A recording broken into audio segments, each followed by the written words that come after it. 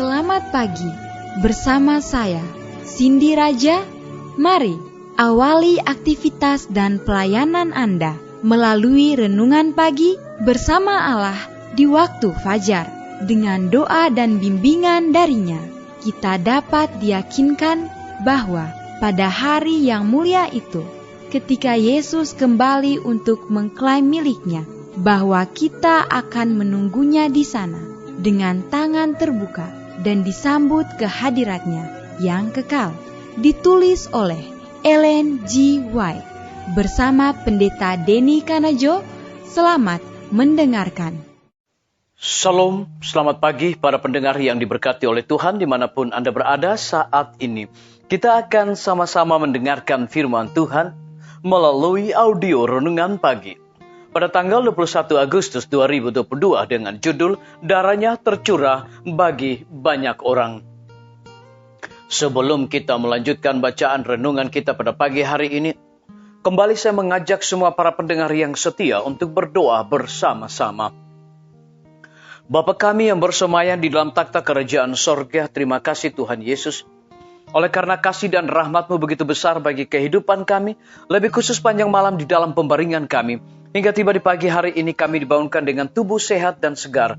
Sebelum kami melakukan segala tugas pelayanan pekerjaan kami sepanjang hari ini, kami rindu untuk belajar mendengarkan firman Tuhan.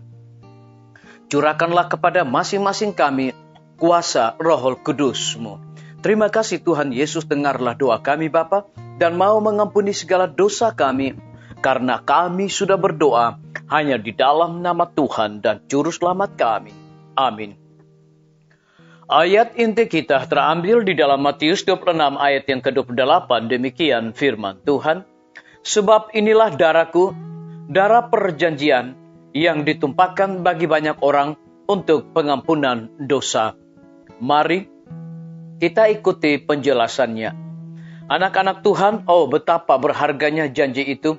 Betapa penuhnya penebusan Juru Selamat atas kesalahan kita. Sang penebus dengan kasih yang tak dapat diubah. Masih memohon darah sucinya demi orang berdosa. Tangan yang terluka, lambung yang tertusuk, kaki yang rusak. Dengan fasihnya memohon bagi orang-orang yang jatuh. Yang penebusannya dibeli dengan harga yang tidak terbatas. Oh, sikap kerendahan hati yang tiada tarah, baik waktu maupun peristiwa tidak dapat mengurangi kemanjuran korban penebusan. Seperti dupa yang harum naik ke sorga, dan Harun memercikan darah ke atas takhta belas kasihan di kemah suci Israel pada zaman dahulu, dan membersihkan orang-orang dari rasa bersalah. Demikian juga jasa anak domba yang telah disembelih diterima oleh Tuhan pada hari ini sebagai pemurni dari segala pencemaran dosa. Disalin dari buku Testimonies jilid 4, halaman 124. Bila kita menerima roti dan anggur yang melambangkan tubuh Kristus yang sudah dipecah-pecahkan dan darah yang sudah dicurahkan, maka dalam angan-angan kita menggabungkan diri dalam peristiwa perjamuan kudus di ruangan atas. Kita tampaknya sedang melalui taman yang disucikan oleh sengsaranya yang menanggung dosa dunia. Kita menyaksikan pergumulan yang olehnya perdamaian kita dengan Allah diperoleh. Kristus dinyatakan tersalib di antara kita. Sambil memandang kepada penebus yang sudah disalibkan, kita lebih mengerti besarnya dan maknanya pengorbanan yang diadakan oleh Yang Maha Mulia di sorga. Rencana keselamatan dimuliakan di hadapan kita, dan pikiran tentang Golgota menggugah hidup dan emosi yang suci dalam hati kita. Puji-pujian kepada Allah dan Anak Domba akan ada dalam hati kita dan pada bibir kita.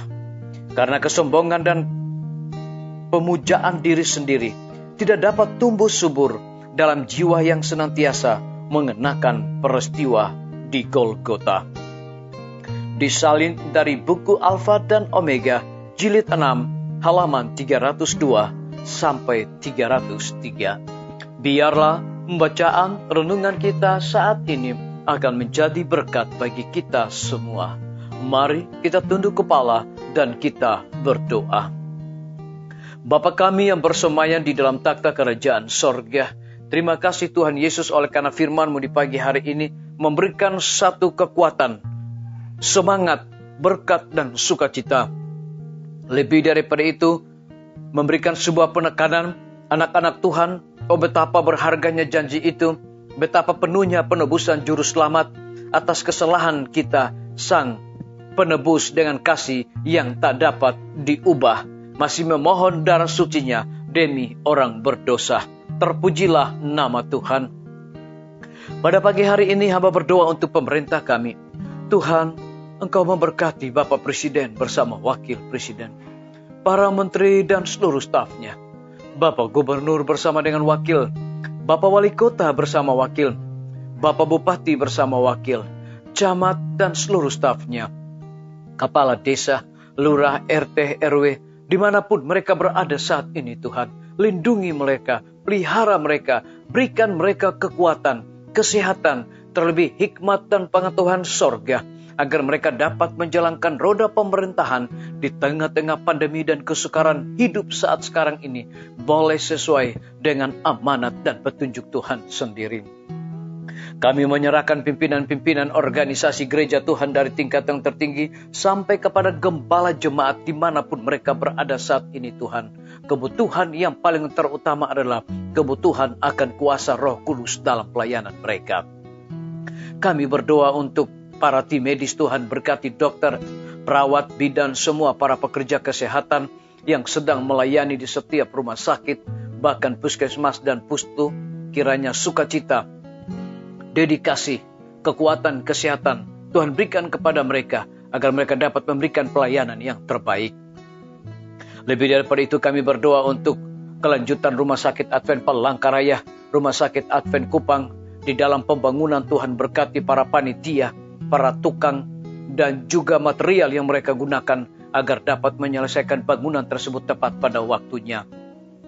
Kami berdoa untuk guru-guru kepala sekolah dan setiap siswa, mahasiswa, para dosen, kiranya di setiap lembaga pendidikan dengan hikmat sorga, mereka mendidik semuanya untuk memiliki karakter Yesus Kristus. TNI, Polri, PNS, wira swasta, petani, pedagang, nelayan, ojek online, dimanapun mereka berada, Tuhan lindungi, pelihara mereka, hiburkan mereka, berkati mereka, cukupkan kebutuhan mereka. Dan kami juga berdoa Tuhan untuk para pendengar yang setia, yang berulang tahun saat ini. Dengan bertambahnya usia yang Tuhan percayakan dalam hidup mereka, mereka selalu bersyukur senantiasa di dalam kehidupan mereka setiap saat. Yang berada di dalam kebimbangan ketidakpastian hidup, Tuhan berikan iman yang teguh untuk terus berharap, bersandar hanya kepada Tuhan Yesus. Terima kasih Bapa yang baik, ampuni kami Tuhan, karena kami sudah berdoa hanya di dalam nama Tuhan dan Juru Selamat kami. Amin. Sampai jumpa, Tuhan Yesus memberkati kita semua.